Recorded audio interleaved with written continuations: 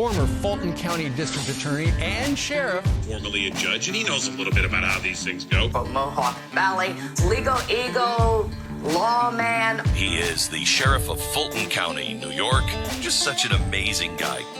This is the Rich Giardino Show, where the Constitution, crime, and politics meet. Hey, folks, thanks for listening. I'm Rich Giardino. Got a special guest today is Doug Goudie. Many of us miss Doug from WGY. Doug's a longtime radio man.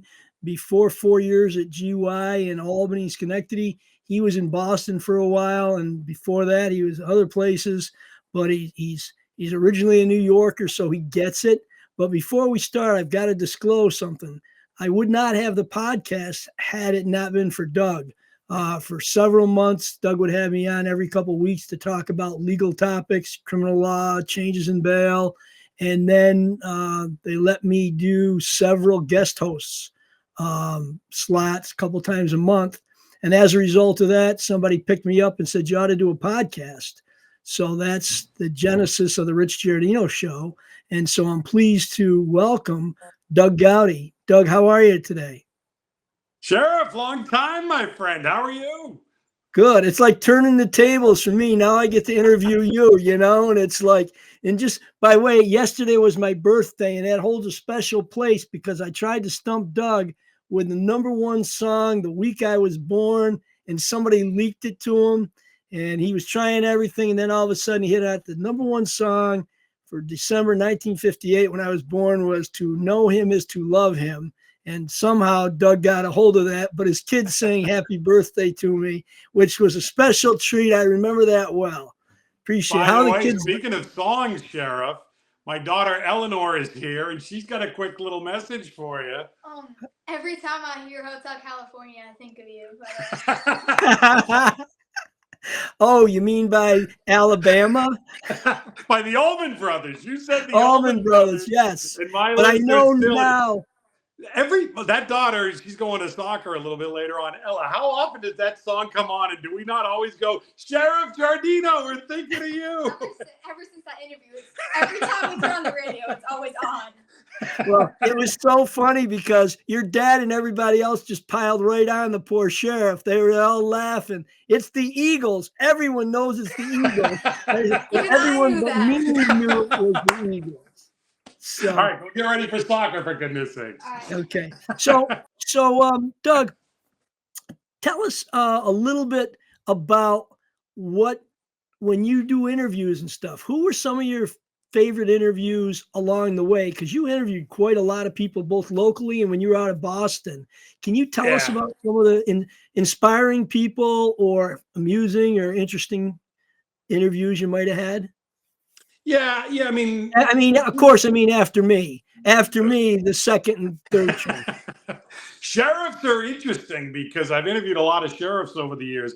The ones that are willing to talk are awesome. And then there are ones that are so close to the vest and they can't talk about it. Obviously not so great. You're always awesome because, again, sheriff, judge, prosecutor, you've got everything and you've got the angles covered.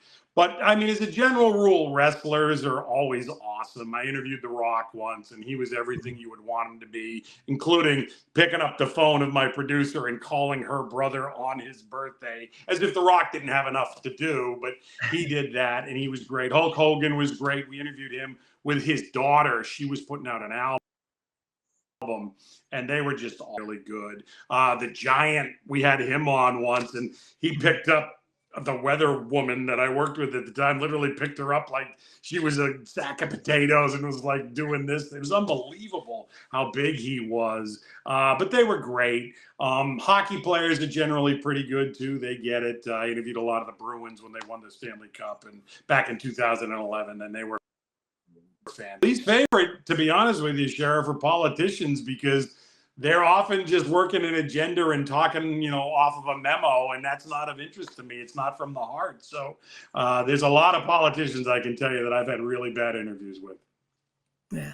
Well, I appreciate the opportunity you gave me because just being on your show led to the podcast for me. And so I really do appreciate it. If I haven't told you before, now I'm not kissing up because you're not going to have me on again for now. For a little while. But So much has been going on. Trump won, defied the polls. What were your first thoughts on that? The night of the election when he won, what were your thoughts? Did you see it coming or? Yeah, I mean, my thing on it always was it's a numbers game, right? If she gets the 80 million people that allegedly voted for Biden to vote for her, you can't catch that.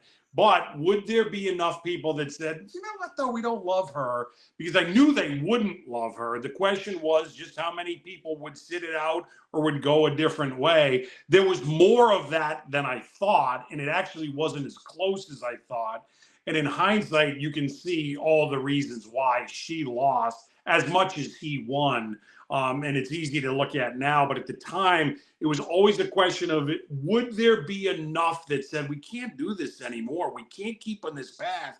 And we can't do not only 4 more years of this, but 4 more years on steroids, because God knows what kind of woke crap she was going to sign off on if she got in there. And I think people were really worried about that. And it was enough people that she didn't get 80 million. She got whatever, 72 or 73 million. And that was enough for him to win. But Doug, you got to enjoy, like I've been savoring it wherever he goes. Usually they wait until January 20th to start being the new president. He's all over the place and the people are flying down to talk to him, and he means business. And I think they know he means business. It's funny. They know. I mean, Trudeau, boy, did he turn on a dime, the Canadian prime minister. But obviously everybody's favorite was that image of Jill Biden talking to him, and she was leaning in and she was listening to him. Meanwhile, the next night at the Kennedy Center with Kamala next, and look at her. I mean, it was in her veins. And I don't, that has to amuse most people, doesn't it? Because why, if Jill Biden just shook her hand and said, hi, Kamala, how are you? We'd all be like, oh my God. But that's the most genuine thing I've seen from a politician in a while, which is like, Kamala, you're dead to me, because she should be. Kamala shivved her husband politically. Why would you ever give her the time of day going forward? And apparently Dr. Jill's not gonna. Well, I'm one of those in the camp that I think the Clintons, the Obamas, and the Bidens all voted for Trump. I believe Jill told Joe he better vote for Trump when he got in the booth, because they all had access to grind. I mean, let's face it, they unceremoniously kicked Joe Biden out and they installed her. And then when we found out, and how come the mainstream media has been so quiet about the $500,000 to the Reverend Al and the $1 million to Oprah? I mean, it's amazing that they could get away with that stuff. Can you imagine if it was the other way around, Doug? Kamala's little speech, the video that she did when it was all over and said and done, and it looked like she maybe had a little bit of wine, where she said, you know, we raised $1.5 billion and we got close. And I thought, only a true Democrat would brag about blowing through $1.5 billion in 107 days and losing. But that's what she ultimately did. And they were actually in debt. They raised $1.5 billion. But there's something like 15 million in debt as a result of it, because that's how much they throw money around. God knows what she would have done if she had her hands on the U.S. purse for the next 4 years. We'd be in real trouble, as if we aren't already. We would. Let me ask you, talk about your favorite politicians.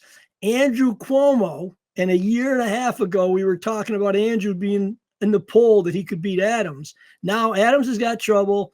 Now Cuomo wants it so bad that LaRosa is writing these editorials, op-eds about how great he would be as mayor, and he just wants to get back in the game. And today, well, as we're filming this, the one of the people who was suing him withdrew her complaint against him, but still suing the state. But what's your take on him trying to claw his way back into New York City? And would he be successful, Doug? I don't put anything past that bad penny. I mean, as much as I would love to be done with him, and I think a lot of New Yorkers would, it just seems like it's our fate to have to deal with this guy going forward. The interesting thing there for me, well, twofold. One would be on the mayor's race. Adams gave you quite a signal the other day that he's not opposed to becoming a Republican. And what if he makes a deal with Trump and says, listen, You and I can do some things together, but we got to make sure that Cuomo doesn't take me out. I could see a scenario where that played out down the road. And would that be enough to counter Cuomo? I'd be a pretty strong play for sure. But, when they asked Adams, would you ever switch? He didn't say, I'm a Democrat for life. He just said, I believe in the United States of America. That's the party I belong to. I like that answer a lot because I think the drama and the intrigue gets a lot more interesting now. The Cuomo part that I can't stand, though, is this Charlotte Bennett dropping her case, because you know why this happened, Sheriff, right? It's been 3 years, 3 long years. We've been paying upwards of $25 million for Cuomo's legal fees because, of course, it's in New York, and we always got to foot the bill for everybody. And they've just been riding this thing out. They've been asking for continuances, and they've been pushing this thing off. And at some point, these women got to live their lives, and they got to move on, and they just can't ride this out forever, which is what Cuomo was doing because he's not paying it. We are. And so they were able to just finally get her to say, forget it, I don't want this anymore, which is a real shame. Yeah, throw in the towel. I think the other thing is there was a recent poll out that people want anyone but Hochul, that the majority don't want Hochul next time. And that's 2 years away. And I can see that today, as we're filming this, she announced that she's going to give people $300 and families $500 back because we have a bit of a cushion surplus this year. But that doesn't solve anything except sound good, does it? Subtle, huh? First of all, remember those checks, that's got to go through the legislature, through the whole budgetary process, through the big ugly. So that wouldn't officially get approved till at least April 1st. Those checks wouldn't go out till September of 2025. Sheriff, I believe that would be right around the time when the governor would be announcing her reelection bid. Isn't that coincidental, huh? She's got to do whatever she can do, but she saw that same poll that you saw and said, unless I've got some sort of game changer, all of a sudden now she's forgiven the people the money back. That's funny. I said earlier today talking about this, you know what she could really do is just do away with the sales tax altogether. That would give us a whole lot more money back, and we could actually do something with that money. But no, she's just going to give us just enough that she can act like, oh, she's in this for us, but she's not fooling anybody. We all know what's really going on here. And by the way, you'll notice too, it's a one-time thing only. Well, the sales tax isn't a one-time thing only. We pay that every dang time. And that's why they're fleecing us. Do you know where this money's coming from, by the way? This is the excess they made on the inflation. Prices are so much higher now that the tax is so much higher. She's not doing anything about inflation. She's not doing anything about the sales tax. She's just giving a little. They've made so much money that they're going to give us just a crumb back and act like we're supposed to go, oh, thank you. But we're not falling for it. We're smart. We've been through this too many times with these guys in Albany. No, and then they're gonna make it up somewhere else when they hit us with another fee or something else somewhere else. But listen, I got to just do my ad. You're listening to the Rich Giardino Show, where the Constitution, crime, and politics meet. A special guest today is Doug Goudie, recently of WGY, but he's been in radio for years. And Doug is our guest. We turn the table and we're questioning Doug for a change. And if you like us, please like, share, subscribe on YouTube, X, Facebook, Spotify, Apple, and all other premium channels that you hear excellent podcasts and mine on. So Doug, now tell us a little bit about the two main cases that we've recently had. We had Penny. My foot got caught up in my camera there, Sheriff. Sorry about that. Well, they tell me I got to get a stationary chair because I rock back and forth. I said, can't we just say it's the camera or the earthquake's going on? Well, the earthquake's from shaking because of the $300 we're going to get back. You know, I mean, the whole state is shaking and rocking. But tell me about Penny, the Marine. And I think that verdict was spot on, but I think it should not have even been brought. What are your thoughts? Of course. I mean, you'd have to be a nut job to think that that was anything other than a right verdict. It should have never gotten there. But, so many people were playing politics with this case, including DA Alvin Bragg, who you and I have talked about many times. But this is what he wants to do, right? Remember the guy, the bodega owner, that the guy tried to rob him, and he stabbed the guy back in defense, and he wanted to charge the bodega owner, not the original robber. This is who Alvin Bragg is. You know, I know, almost everybody in New York knows that if we were on that train on that day, we would have wanted Daniel Penny to be there because remember, the guy got on the subway and said one of you was going to die today. What are we supposed to wait and see if he proves that true? Everybody that was on that subway said they were in fear for their life. Well, guess what? None of them got injured because Daniel Penny stepped up. It's that old line from A Few Good Men. You need somebody on that wall. We needed Daniel Penny on that wall today. And the idea that we were going to actually put him away for that is nuts. The good news is New York juries don't play politics, unlike New York DAs, and the jury got it right. Yeah, I think, like you said, that he did not start the day when he got on the train to take somebody's life. I don't think race played a part. The only thing it played a part in was when the prosecutor said the white man or the black man. Was the white man choking the black man? They tried to inject race into this. And even afterwards, the father of the victim, and I feel bad because that man needed mental health treatment. He was in the system over 40 times, many violent crimes. There was an open warrant for him. And his father has the nerve to go to Daniel Penny and say, it's a small world, a threat. Anyone else, would have been a threat. And he says, we've got to have black vigilantes. Well, first of all, this guy didn't go looking for any trouble. Daniel Penny did not look for trouble. Daniel Penny was on that train like everybody, the subway like everybody else. And the one woman said, I've been doing this for 40 years. I've never been so scared. And the people on the train were white, black, Asian, Hispanic. There were a variety of individuals in that car, in the subway car.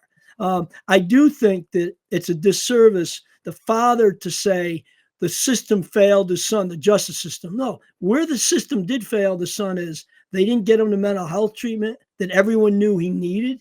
And according to Judge Janine Pirro, he was on a list of individuals who were identified as having severe mental health issues. And every time he had a confrontation, he don't noticeably, it would be a violent confrontation with other people because he wasn't stable. And they keep saying they got to change the law. No, they need more resources. We have a system for assisted outpatient treatment and mandatory involuntary treatment.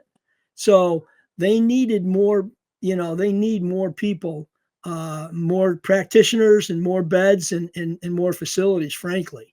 That's then the final one I wanted to ask you about was the Thompson, the fellow from United Healthcare.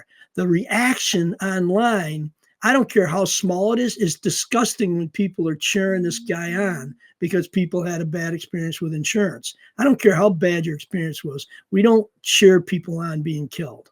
What's your feeling about that case? It's a continuation of stuff that's been going on all year. The Trump assassination attempts, for example. Like we talk about rhetoric all the time, and the left always acts like, oh, you and your crazy rhetoric, but it's their crazy rhetoric. Like Elizabeth Warren, the senator from Massachusetts, talks all the time about these evil, rich billionaires. AOC brings it up whenever she's talking about, oh, these rich fat cats. Well, guess what? You say that enough, and people out there that have issues here or that are young and stupid and they start listening to this stuff, they get bad ideas in their head. And all of a sudden, these CEOs are a target. And then when this happens, for people that are so-called professionals and pundits to say, I smiled or I laughed or I thought this was I'm not justifying it, but I felt good because this happened. It's just insane. You just pick and choose who you say is the bad guy, and then you get to kill that person? Are you out of your mind? I mean, it's mind-boggling that, as you said, if there's this many people out there, that's this many too many that think like that. Daniel Penny did what he had to do based on a threat that was there. What was the threat with the CEO here? You just didn't like him and you didn't like the way he did business? So you think you get to just kill him and then people are applauding you? It's insane. It's nuts. And that kind of stuff, listen, we go all the way back to when that guy flew from LA all the way to DC and stood outside of Brett Kavanaugh's house with a gun in his backpack. And then Chuck Schumer the next day said, I have a lot of protesters outside of my house. What are you going to do? That's the kind of stuff that leads to people getting killed. And in this case, it literally led to someone getting killed. And if people don't understand that, they better watch what they say and how they say it, because they are directly influencing people that aren't right to do things that are really bad. And in this case, someone's killed. It's insane to me. And I don't know when it's going to change, Sheriff, because again, you saw like what AOC was saying about the Daniel Penny case and how she doesn't feel safe going on the subway now, which we all did an eye roll when we heard that. But they just keep playing games with this stuff. But these games are dangerous. This rhetoric is obviously dangerous, and people are getting killed now. Well, it's just like the one, and I usually don't like to call people idiots, but the idiot that said she was feeling joy because he got killed. And she was interviewing just the other day. Lorenz, yeah. And to say you feel joy, and he confronted her on it, and it just, she just doubled down, changed it a little. Well, maybe I should celebratory. You don't celebrate somebody's death, you know. It's the mindset. It's the mindset that lets them do that. That it's and okay. If you look at the way this year has gone, remember when Trump, the first assassination attempt went on him, people on TV kept trying to make the claim that the ear was from a blown up monitor that took the bullet, not Trump. As if somehow, if the bullet missed his ear, it wasn't like a real assassination attempt or something, but they were constantly trying to figure out ways. Remember, we don't know what the guy was doing outside of the golf course. People were actually saying that as if that somehow made it okay. Well, now we've gotten to where a guy is actually killed. And they're like, yeah, well, he's a fat cat CEO. Had it coming. It's the craziest thing I've ever heard. And if these people don't understand, this happened with the Kavanaugh case where we said, you cheer this on or you act like this is okay, you better be careful because what goes around comes around. And they don't pick and choose. AOC found this out when these pro-Palestinian people waited outside of a movie theater for her and heckled her all the way to her car. She was like, what are you guys doing? I'm on your side. They don't care. They're just looking for people to harass or to do bad things to. And in this case, it was the United CEO who's now dead. But it'll be somebody else that you do like the next time because they do not care. Yeah, it's just like with Trump. And I don't care if you like Trump or don't like Trump, but there are morons who are posting and publicly saying, oh, he should have been a better shot. Ha, ha, ha. It's not funny. It's not funny. It's you know, this is the party of inclusiveness, the party that, you know, wants us to cushion everybody and take care of everybody unless they don't agree with the person. Then it's okay to shoot them. You know, anything else I didn't ask you that you want to tell us about? Because I know me and a lot of people are looking forward to having you back. You're very well missed. I'll tell you, people come up to me all the time like I got some inside information, you know, and I just say, look, you can't keep the guy down. You know, I said, he's bad. He's like a bad penny. He keeps coming back. But as long as he has... penny. Cuomo's the bad penny. I'm like a good dime. That's how I put it, Rich. But the one we would have talked about for sure is the defund the police activist out in San Francisco that got her U-Haul van stolen with all of her property. And then she calls the cops and says, you're not doing enough to get my stuff back. And I'm just sitting back like this going, careful what you wish for. You hate the cops. It's that old line. Denzel was asked once, Denzel Washington, about defund the police. He goes, I don't want to defund the police. Who am I going to call if somebody breaks into my house? Well, this woman now found out firsthand, guess what? You don't hate the police as much as you think because the second you got robbed, that's who you picked up the phone to and called. Lesson learned, I guess. You remember that old line, Sheriff, right? A Democrat is just a Republican who hasn't yet been mugged. That's that woman, that activist in San Francisco. She found out the hard way why you don't defund the police. Well, I love saying to people, I said, we're the only profession, law enforcement, where you condemn us, you say fry them up like bacon, you shoot bottle rockets at us, you ambush police, you know, we're the worst thing, you defund us, the activists in the media shout that. Then they call 911, just like you said, they call 911. We say, what's your emergency and where are you? We don't say, what's your religion? How do you identify? What's your politics? Then we decide if we go. No, we go. And I said, we're the only profession that does that after you condemn us and tell us that, you know, that, and you're right about the defund activist. She learned her lesson.